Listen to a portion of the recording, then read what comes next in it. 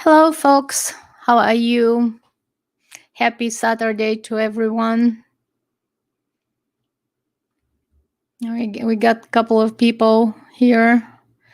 All right. Hey, Chris. Chris is here. Hey, Chris.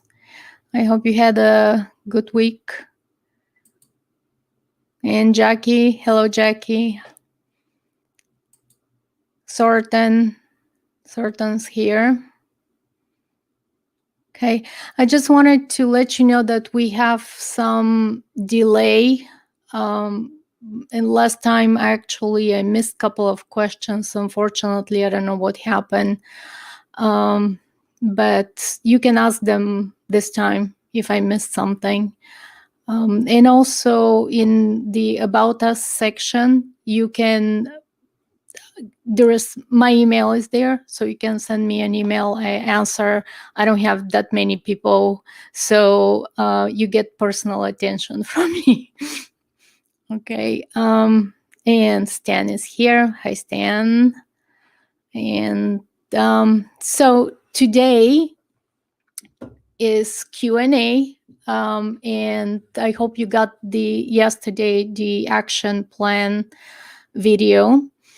And the reason I did that, maybe not in order, is I got some feedback that people weren't seeing the whole picture.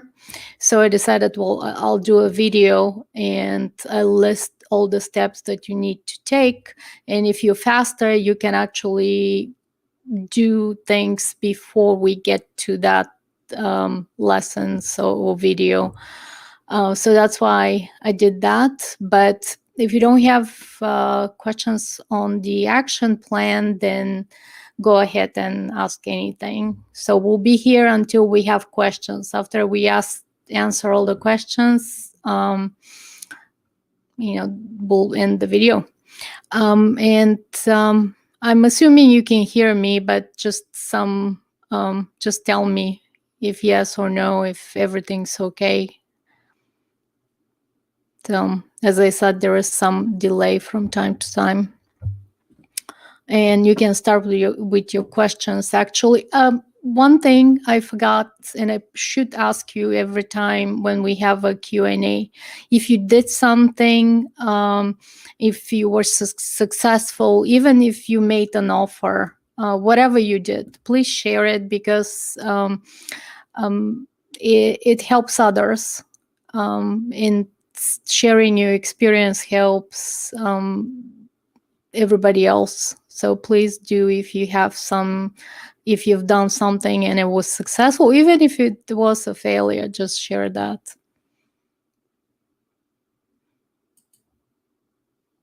Sorten is saying, I sent 120 letters to a list of landlords and got 15 responses. That's pretty good.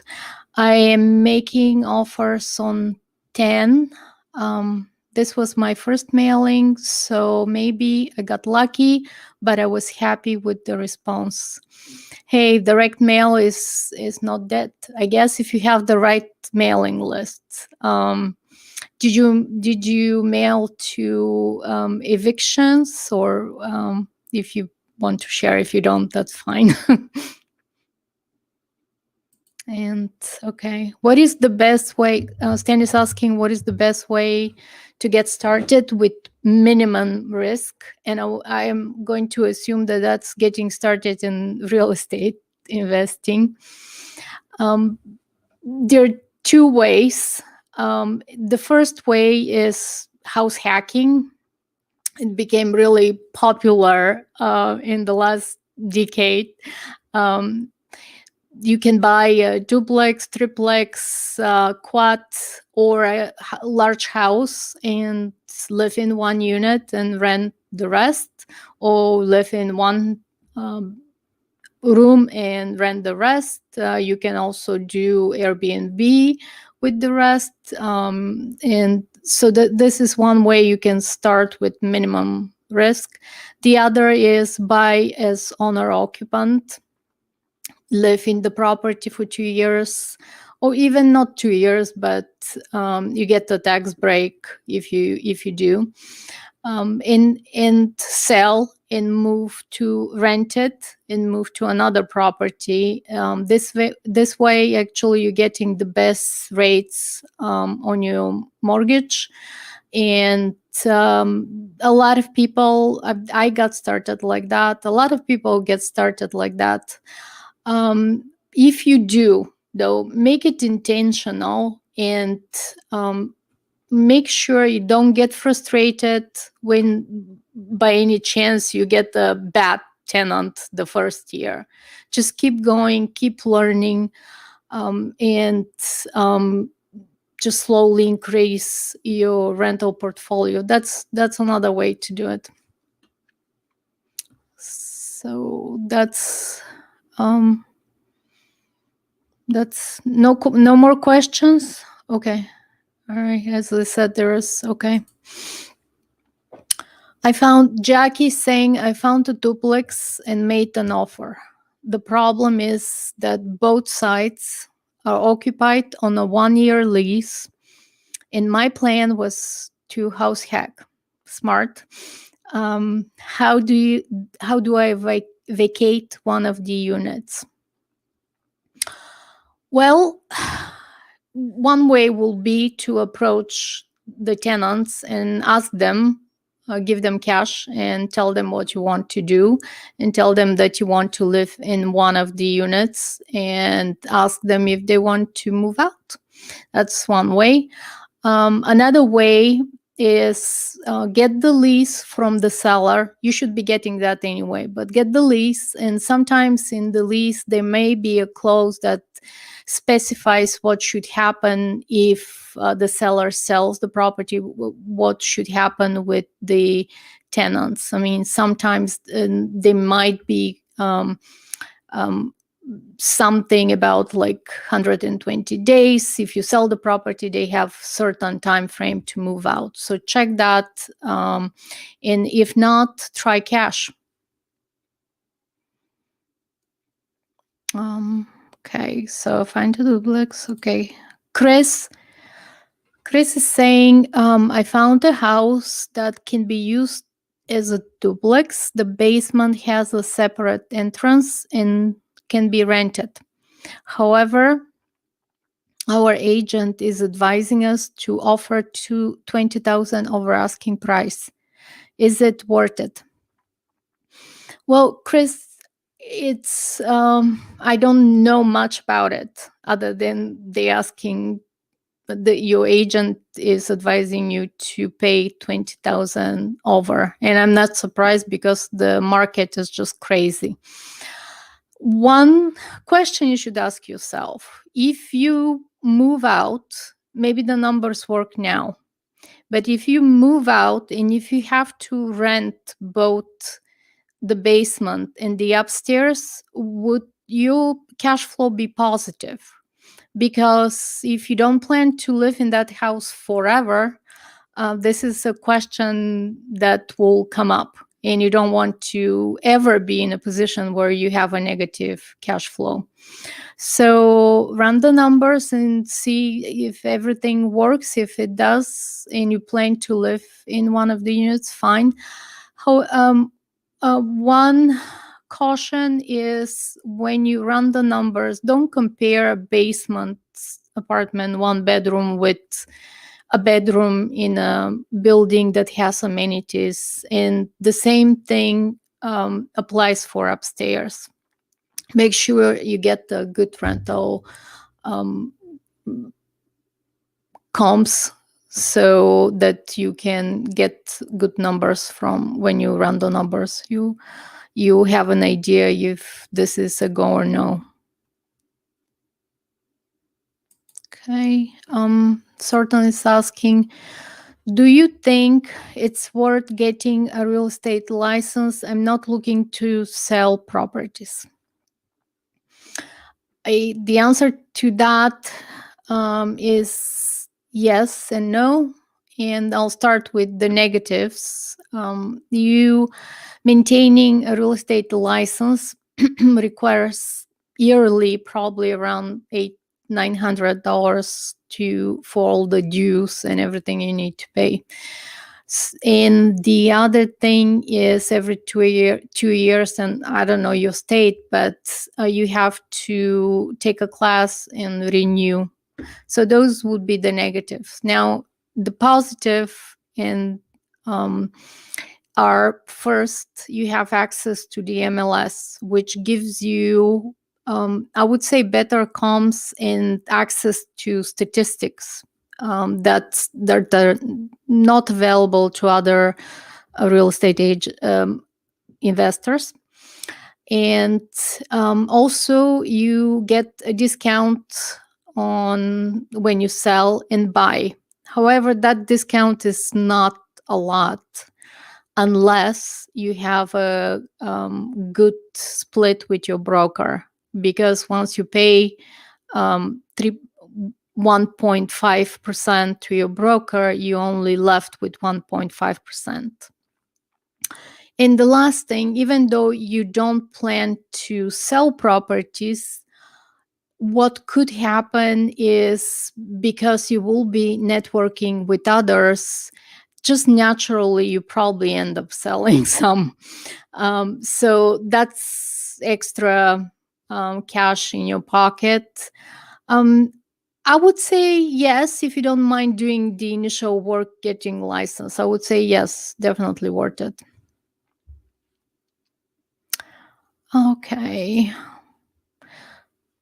Okay, Sortens. I'm buying a house. The value is 245. The current tenant pays 1,500. The seller agreed to finance it and is waiting for an offer. First thing, great for taking action.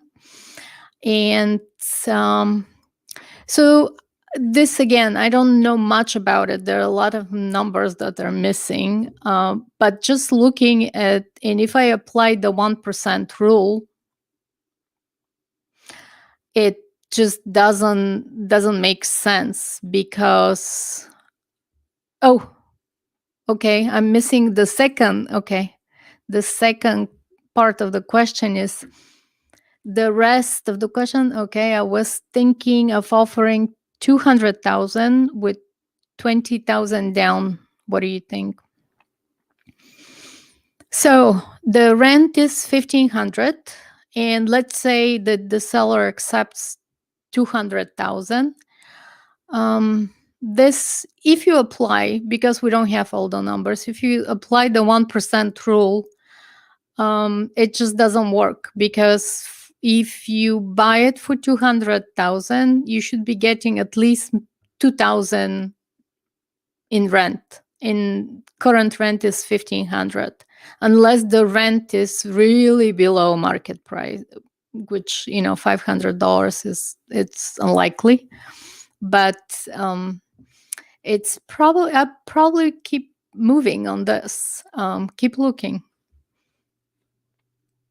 And okay, all right, Chris is asking, I'm handyman and found somebody I can partner on a deal. What would be a good partnership percentage if I'm doing all the work and my partner is just financing the deal? I would say if you're sourcing the deal and doing all the work, 50-50, and your partner is financing, 50-50, it's a good split. However, from my personal experience, I would say try to find private money lender or even hard money lender. It's cheaper than having a partner.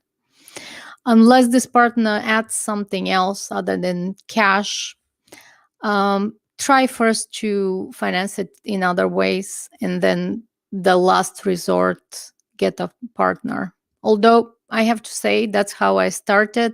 I was lucky though, I had great partners. But still, financially, when you look at the deal, it just doesn't make it. I would have been much better off if I had financed the deal rather than having partners. So that's the answer to the question. And Jackie's saying thank you. Well, I'm really happy that a lot of you guys are taking action and doing something, and that's the most important. Whether you end up buying a property in 90 days, that wasn't the yes, it's a 90 days challenge, but that wasn't really the goal. The goal is really to get you moving, because once you get moving and you get into a steady rhythm of doing stuff, deals would start to appear. Um, so I'm really glad that you moving uh, along, and Stan is saying thank you, Chris is saying thank you, and Sorton is saying thank you. And I'm assuming there are no other questions. So just if you lurking and watching this, please participate in the chat. I post a new video every Friday, and then Saturday at 1 p.m. Eastern Standard Time we have Q&A, which is as in this case loosely related on the video I post, and also in the description of the video I post any worksheets or anything related. So please subscribe. If you did like this video, also give it a thumbs up, because that's how Google knows to promote it, I guess. So thanks for watching, and I'll see you next Saturday.